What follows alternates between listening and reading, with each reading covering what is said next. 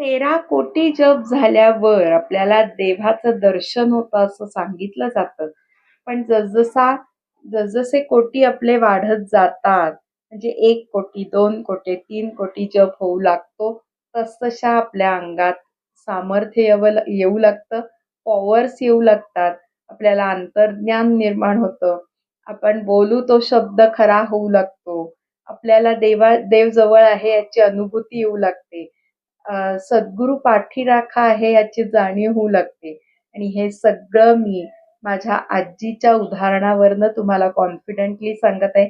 मग ज्यांना देवाचं दर्शन घ्यायचंय, ज्यांना देव पाठीराखा आहे याची अनुभूती घ्यायची असेल, त्यांनी किमान दिवसाला 10,000 जप केलाच पाहिजे.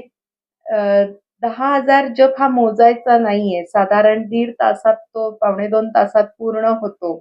आणि असं घड्याळ लावून 15-15 मिनिटाचे 8 टप्पे जरी आपण केले, 8 स्लॉट्स, तरी सुद्धा आपल्याकडनं 10 ते 12,000 जप दररोज घडेल.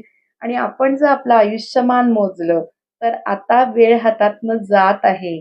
त्यामुळे जेवढा जास्तीचा जमेल तेवढा जप आपण जर केला, तर ह्या जन्मात आपल्याला देवाची अनुभूती, देवाचं दर्शन नक्की घडू शकेल.